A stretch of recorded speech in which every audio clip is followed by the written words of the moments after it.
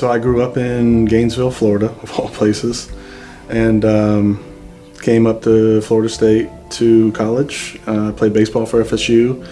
I was drafted as a junior, so I was a 15th round draft pick by the Chicago Cubs in 2003. In the sun, McQuade makes the play one away. And I opted to leave school early.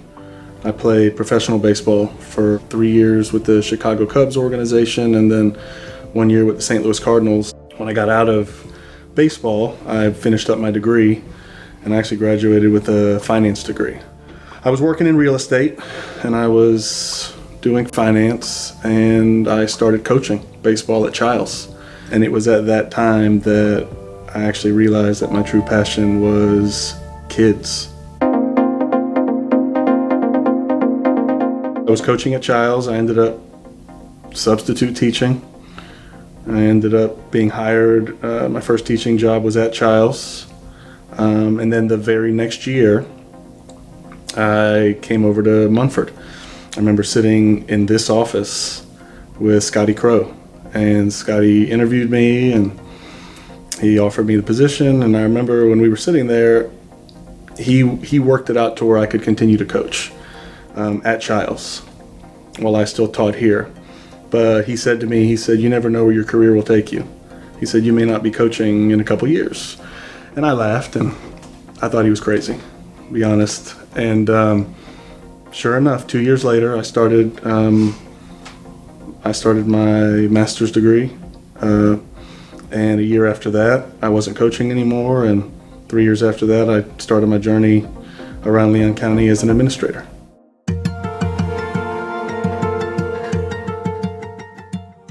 I spent 6 years here at Montford, 4 years as a teacher, 2 years as a dean, and then in 2015 I was appointed assistant principal at NIMS Middle School.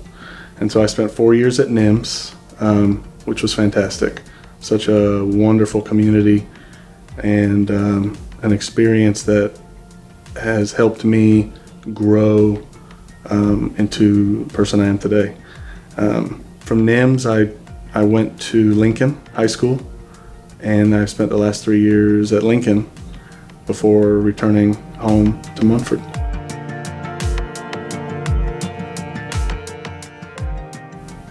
A professional baseball player who fails 7 out of 10 times makes $200 million in any given contract, and you fail 70% of the time.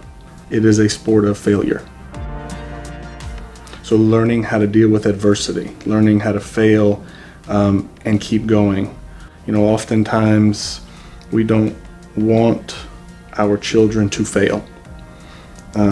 As parents, it hurts us more when they fail than it hurts them to fail. One of the hardest lessons for me as a parent, my wife, and all parents is to watch your kids fail. We don't want them to. We want to protect them and be the safety net, but it's okay.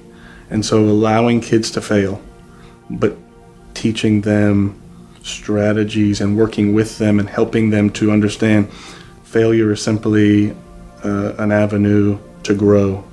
You learn from your mistakes, and having, again, spent 20 years of my life playing a sport where failure was the norm, you grow to understand that it just makes you better.